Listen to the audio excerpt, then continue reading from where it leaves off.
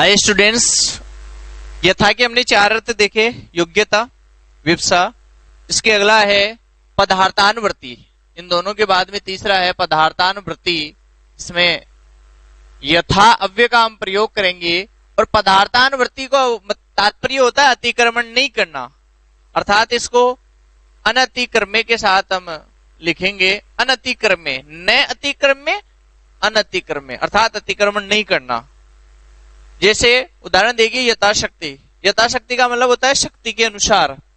हम किसी को कहते हैं कि ये कार्य करना, तो वो पूछता है किस प्रकार करना है, तो हम कहते हैं यथाशक्ति, अर्थात कोई पत्थर उठाना है, बहुत भारी है, तो उसे हम कहते हैं यथाशक्ति। तुम्हारे अंदर जितनी शक्ति है उसके अनुसार इसको उठा लो, ये नहीं उठ रहा तो छोटा उठा लो। तो यथाशक्ति मतलब शक्ति के अनुसार कार्य करना।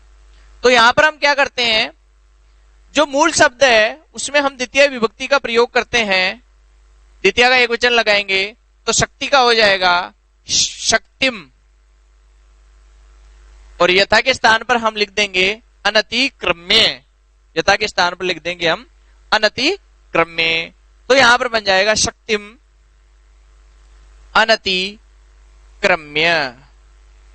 शक्तिम यथाशक्ति विग्रह में हो जाएगा शक्तिम अनतिक्रम्य, और इसका अर्थ हो जाएगा शक्ति के अनुसार। शक्ति के अनुसार, शक्ति के अनुसार। अगला उदाहरण देखिए, यथा रुचि। तो बनाइए, आप स्वयं बना सकते इसको, रुचि के अनुसार। तो रुचि में द्वितीय विभक्ति लगाएंगे तो बनेगा रुचिम। रुचि का हो जाएगा रुचिम, और यथा के स्थान पर हो जाएगा अनतिक्रम्य, अर्थात रुचि के अनुसार। रुचि के अनुसार। अगला उदाहरण देखते हैं, यथा विधि। विधि अर्थात विधि का हो जाएगा विधिम। विधिम अनतिक्रम्य। विधि कहते हैं नियमों को, नियमों के अनुसार, तो यहां हो जाएगा विधि के अनुसार। अगला उदाहरण देखिए, यथा मति। मति कहते हैं बुद्धि को, तो बुद्धि के अनुसार, मति के अनुसार। मति का द्वितीय का एक वचन हो जाएगा मतिम, और यथा के स्थान पर हम लिखेंगे अनतिक्रम्य, तो मतिम अनतिक्रम्य, और इसका अर्थ होगा मति के अनुसार। मति के अनुसार, यथा मति। तो इस प्रकार से हमने देखा, हमने चार उदाहरणों के माध्यम से पदार्थानुवृत्ति भेद को देखा। इस प्रकार से अव्यय भाव समास में ये अव्यय बन जाता है यथा शक्ति, यथा रुचि, यथा विधि, यथा मति। वैसे तो शक्ति स्त्रीलिंग का है, रुचि भी स्त्रीलिंग का है, विधि पुल्लिंग का है, और मति स्त्रीलिंग का है, किंतु अव्यय भाव समास का पूर्व में भी हमने चर्चा की थी कि ये अव्यय बन जाता है। तो यहाँ पर हमें ध्यान यही रखना है कि यथा आ जाएगा और पदार्थानुवृत्ति में आ जाता है तो अनतिक्रम्य करके और द्वितीय विभक्ति लगा करके इसके रूप को बनाएंगे। आइए इसके बाद में हम देखते हैं सादृश्य में। सादृश्य अर्थ में देखते हैं, अंतिम जो हमारा भेद है वो है सादृश्य। सादृश्य का मतलब होता है समान। सादृश्य का तात्पर्य होता है समान होना। सादृश्य में एक उदाहरण के माध्यम से समझते हैं, जैसे से हरि। तो यहां पर क्या षष्ठी विभक्ति लगती है, सादृश्य में भी षष्ठी विभक्ति लगेगी, और हम जब इसका विग्रह करेंगे तो हरि का षष्ठी का एक वचन होगा हरे हे, और से के स्थान पर लगा देंगे हम सादृश्य, हरे सादृश्यम से हरि। तो उसका अर्थ हो जाएगा हरि के समान। हरि के समान, से हरि। इसी प्रकार से विष्णु, तो विष्णु का हो जाएगा विष्णोः सादृश्यम। विष्णु के समान, विष्णु के समान। इस प्रकार से यथा के चार अर्थ हो गए, चारों के हमने उदाहरण देख लिए। अब हम अगले अर्थ में चलते हैं। आइए यथा के बाद में हम देखते हैं अनुपूर्वीय अर्थ में। अनुपूर्वीय का तात्पर्य होता है क्रम के अर्थ में, क्रमशः चलना। तो इसमें अनु उपसर्ग का प्रयोग होता है। उदाहरण देखते हैं अनुज्येष्ठम। तो अनुज्येष्ठम में यहां पर क्या करेंगे, जो मूल पद है उसमें भी हम षष्ठी विभक्ति लगा देंगे अनुपसर्ग के साथ में जोड़ करके, तो अनुज्येष्ठम बना। अब ज्येष्ठ का हो जाएगा ज्येष्ठस्य, ज्येष्ठस्य, और अनु के स्थान पे लिखेंगे हम अनुपूर्वम। अनुज्येष्ठम ज्येष्ठस्य अनुपूर्वेण, अनुपूर्वेण।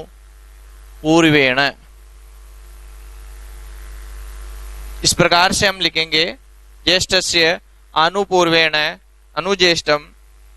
अब यहां पर आप ध्यान दीजिए, इसका अर्थ हुआ ज्येष्ठ का मतलब बड़ा और कनिष्ठ का मतलब छोटा। तो ज्येष्ठ ऊपर से क्रम से चलना, अनुज्येष्ठम यानी ज्येष्ठों का क्रम चलना। तो अर्थ हो जाएगा ज्येष्ठों का, ज्येष्ठ का क्रम, अनुज्येष्ठम। इसी प्रकार अनुकनिष्ठम, तो यहां पर हो जाएगा कनिष्ठस्य, षष्ठी विभक्ति लगेगी कनिष्ठ शब्द में कनिष्ठस्य, और अनु के स्थान पे लिखेंगे अनुपूर्वेण, कनिष्ठस्य अनुपूर्वेण। कनिष्ठ का कर्म अर्थात छोटे जो है उनका क्रम होना, ज्येष्ठम अर्थात बड़ों का क्रम होना, कनिष्ठ अर्थात छोटों का क्रम होना। अनुदीर्घम, दीर्घ का क्रम, तो दीर्घ का हो जाएगा दीर्घ यानी बड़ा, तो दीर्घस्य अनुपूर्वेण अर्थात दीर्घ का क्रम होना, दीर्घ का क्रम होना। आगे ये अनुवृद्धम, वृद्धा नाम या वृद्धस्य क्रम होना, तो वृद्धों का क्रम होना, वृद्धस्य अनुपूर्वेण, वृद्धस्य अनुपूर्वेण अर्थात वृद्ध का क्रम, वृद्ध का कर्म होना। तो इनके क्रम में, ज्येष्ठ के क्रम में, कनिष्ठ के क्रम में, दीर्घ के क्रम में, वृद्ध के क्रम में, इन क्रम अर्थ में भी अनु उपसर्ग का प्रयोग होता है, और अनुपूर्वीय अर्थ में ये षष्ठी विभक्ति लग करके समस्त पद बनता है। इसके बाद में हम देखते हैं योग पद्य में। आइए विद्यार्थियों, सादृश्य के बाद में और अनुपूर्वीय के बाद में हम देखते हैं योगपद अर्थ में। योगपद अर्थ का मतलब होता है एक साथ होना, और इसमें हम युगपद का प्रयोग करते हैं। युगपद अर्थात एक साथ। जैसे उदाहरण है हमारे सामने सहचक्रम, यानी चक्रों का एक साथ होना। तो यहां पर हम क्या करते हैं, चक्र शब्द में तृतीय विभक्ति लगाएंगे, तृतीय विभक्ति, और चक्र का बनेगा चक्रेण, और स का हो जाएगा युगपद, अर्थात चक्रेण युगपद सहचक्रम। और अर्थ क्या हो जाएगा, चक्र के साथ, सहचक्रम, चक्र के साथ। इसी प्रकार से पुस्तकम, तो यहां पर हो जाएगा पुस्तकेन युगपद, अर्थात पुस्तक के साथ, से पुस्तकम। इसी प्रकार से गदयम, गदया युगपद, अर्थात गदा के साथ, गदा के साथ।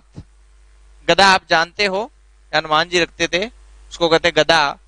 स जन्म, जन्म तृतीय विभक्ति लगेगी जन्मना, जन्मना युगपद, अर्थात जन्म के साथ। इस प्रकार से युगपद में, योगपद्य अर्थ में तृतीय विभक्ति लगती है, और आगे हम स लगा देंगे, और युगपद अर्थ में, सात के अर्थ में यह विभाव समास होता है। आइए आगे चलते हैं। आइए सादृश्य अर्थ में देखते हैं विभाव समास कैसे होता है। सादृश्य का तात्पर्य होता है समान। हम पहले भी देख चुके हैं इसको, पुनः क्योंकि दो अर्थ में आता है इसलिए पुनः इसको देखना आवश्यक है। पहले हम देख चुके हैं, याद कीजिए आप, यथा कि हमने 4 भेद देखे थे, योग्यता, विवक्षा, पदार्थानुवृत्ति और सादृश्य। उसमें हमने बनाया था स हरि और स विष्णु। स हरि का हमने बनाया था हरे सादृश्यम, स विष्णु का बनाया था हमने विष्णु हो सादृश्यम। तो आप ध्यान रखना ये दो दो जगह होता है। तो यहां पर जो स हरि आएगा, यहां पर हम क्या करेंगे, तृतीय विभक्ति लगाएंगे। तो सादृश्य में तृतीय भी लगती है, षष्ठी में भी। अगर सादृश्य अर्थ में होगा तो षष्ठी लगेगी, और तृतीय में होगा तो यहां पर बनेगा स हरि का हरिणा, और स के स्थान पर हो जाएगा सदृश। हरिणा सदृश स हरि, अर्थ वही होगा, हरि के समान, हरि के समान। तो षष्ठी विभक्ति जैसे हमने लगाई थी वैसे यहां पर तृतीया भी लगती है, तो दो दो अर्थ में बनता है। ये अर्थ वही होता है, दो दो में बनता है, षष्ठी भी लगती है, तृतीया भी लगती है। स सखी का हो जाएगा सख्या, सखी का तृतीया का एक वचन होता है सख्या, और स का हो जाएगा सदृश, अर्थात सखी के समान, सखी के समान। सखी किसे कहते हैं, मित्र, बंधु, अंग्रेजी में जिसे हम फ्रेंड बोलते हैं, संस्कृत में वो सखी होती है। कालिदास द्वारा रचित शकुंतलम में शकुंतला की सखी थी, और गौतमी के जो साथ रहती थी। तो सखी में सदृश सख्या स गुरु, गुरु का हो जाएगा गुरुणा, और स का हो जाएगा सदृश, गुरुणा सदृश, अर्थात गुरु के समान। इस अर्थ में स आगे लगा देंगे, और सदृश अर्थ में हम इसको करते हैं। आगे चलते हैं।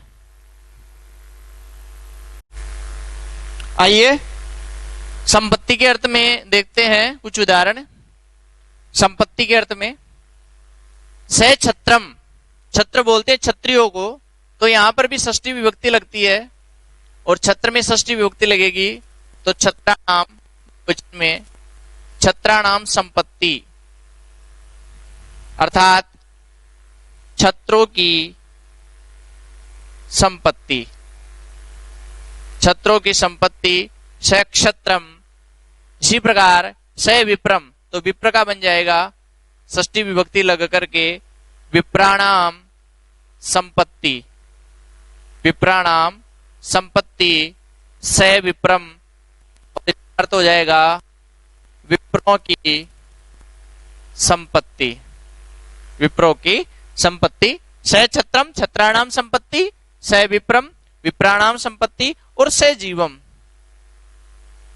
जीवानाम संपत्ति, और अर्थ होगा जीवों की संपत्ति। तो संपत्ति अर्थ में, संपत्ति अर्थ में संपत्ति लग करके और से आगे लग जाता है। आइए आइए साकल्यम अर्थ में देखते हैं। साकल्य का मतलब होता है संपूर्ण, अर्थात एक भी नहीं छोड़ना। तो स त्रिणम यानी तिनके को भी नहीं छोड़ा। किसी व्यक्ति को हम कहेंगे अरे वो कितना सामान लाया वहां से, तो कहा गया कि स त्रिणम यानी तिनके को भी नहीं छोड़ा, तिनके को भी लेकर के आ गया। तो कहने का तात्पर्य संपूर्ण अवस्था में साकल्य का अर्थ में अव्ययभाव समास होता है। जैसे स त्रिणम आ गया तो इसका हम विग्रह करेंगे त्रिणम अपि अपरित्यज्य, अर्थात तिनके को भी परित्यज्य, अर्थात छोड़ना। अपरित्यज्य का मतलब नहीं छोड़ना।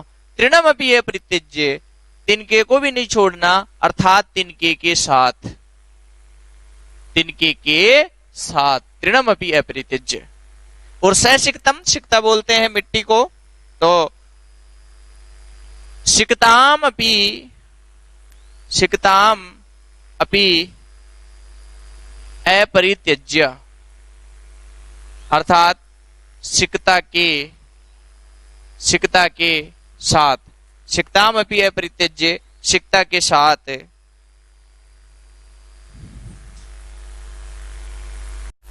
आइए अंतवचन अर्थ में, और ये अव्ययभाव समास होता है पर्यंत अर्थ में। अंतवचन का तात्पर्य होता है पर्यंत।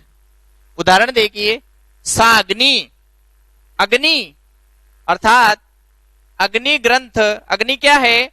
अग्नि एक ग्रंथ है, और उस अग्नि ग्रंथ के पर्यंत तक अर्थ में हम समस्त पद बनाएंगे तो बनेगा सा अग्नि, और विग्रह होगा अग्नि ग्रंथ पर्यंतम, और अर्थ होगा अग्नि ग्रंथ, अग्नि ग्रंथ तक, अर्थात अग्नि ग्रंथ पर्यंतम। स समासम, संपूर्ण समास हो तो समास पर्यंत, और विग्रह हो जाएगा समास पर्यंतम, अर्थात समास तक। इसी प्रकार स तद्दितम, विग्रह होगा तद्दित पर्यंतम, तद्दित पर्यंतम, अर्थात तद्दित पर्यंत। इस प्रकार से अंतवचन अर्थ में पर्यंत लगाएंगे और ये अव्ययभाव समास होगा।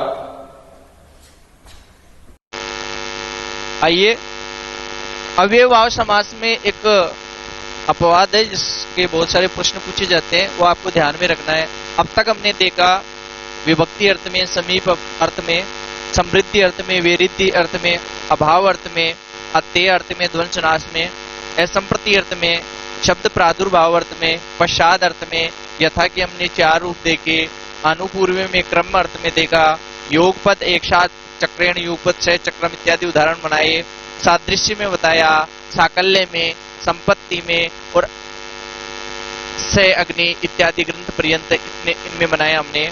अब इसमें देखिए आप, अंतिम जो है एक अपवाद है, नदी विषय सूत्र है।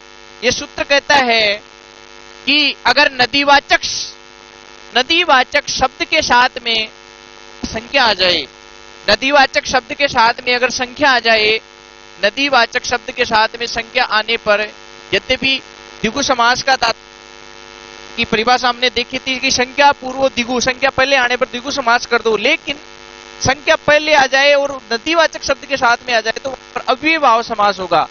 ये सूत्र कहता है नदी विषय कि नदीवाचक शब्द के साथ में संख्या आने पर अव्ययभाव समास करना होगा। जैसे पंचगंगम, तो गंगा शब्द है, गंगा नदी का नाम है और संख्या पहले आ रही है तो यहाँ पर अव्ययभाव समास होगा। ध्यान रखना, द्विगु नहीं होगा, तो उसका समास विग्रह होगा पंचानाम, गंगा नाम, समाहारे, पंचगंगम। समास विग्रह तो वही होगा, पांच नदियों का। कौन सी नदियों का? पंच अर्थात पांच गंगाओं का, गंगा नदियों का समूह है, अर्थात समाहार। अर्थ यही होगा, लेकिन यहां पर समास होगा अव्ययभाव समास। इसी प्रकार द्वियमुनम, दो यमुनाओं का समाहार, तो यहां पर बनेगा द्वयोः यमुनयोः समाहारे, द्वयोः यमुनयोः समाहारे। दो यमुना नदियों का, दो यमुना नदियों का समाहार अर्थात समूह है। तो इस अर्थ में नदी का नाम है यमुना और संख्या पहले अव्ययभाव समास हुआ। इसी प्रकार त्रिगंगम, गंगा एक नदी का नाम है तो त्रि का हो जाएगा त्रयाणाम और गंगा का हो जाएगा गंगा नाम। त्रयाणाम गंगा नाम समाहारे त्रिगंगम, और अर्थ हो जाएगा तीन गंगाओं का अर्थात गंगा नदियों का समूह है, गंगा नदियों का समूह है। इसी प्रकार त्रिगोदावरी, तो यहां बनेगा गोदावरी स्त्रीलिंग है तो तीसरी नाम